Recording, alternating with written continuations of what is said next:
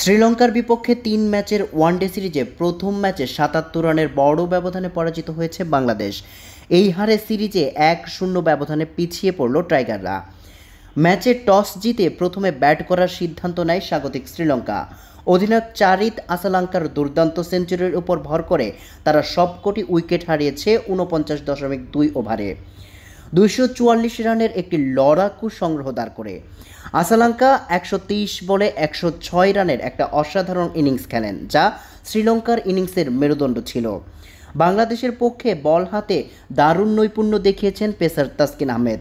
দীর্ঘ ইনজুরি কাটিয়ে ফিরে আসা তাসকিন ৪৭ রান খরচায় ৪টি উইকেট একাই শিকার করেন, যা ছিল টাইগারদের জন্য একটি অনন্য স্বস্তির খবর। এছাড়া তরুণ তানজিম হাসান সাকিব এবং অভিষেক ওয়ানডেতে তানভীর ইসলামও একটি করে উইকেট লাভ করেন।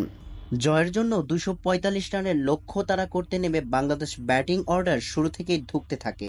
দলের ওপেনার তানজিম হাসান তামিম একাই কিছুটা প্রতিরোধ করে তোলেন। তিনি ৬১ বলে ৬২ রানের একটি লড়াকু অর্ধশতক হাঁকান। তবে অন্য প্রান্তে নিয়মিত উইকেট হারানোর কারণে তার এই ইনিংসও শেষ পর্যন্ত দলকে জেতাতে পারেনি। টপ অর্ডারে পারভেজ হোসেন ইমন, নাজমুল হোসেন শান্ত, লিটন দাস, তাওহিদ হৃদয় এবং মেহেদী হাসান মিরাজ কেউই বড় স্কোর করতে পারেননি। শ্রীলঙ্কার ওয়ানিন্দু হাসারাঙ্গা এবং কামিন্দু মেন্ডিসের স্পিন বোলিংয়ের সামনে অসহায় আত্মসমর্পণ করে টাইগার্স ব্যাটসম্যানরা। শেষ পর্যন্ত বাংলাদেশ ৩৫.৫ ওভারে মাত্র ১৬৭ রানে অল আউট হয়।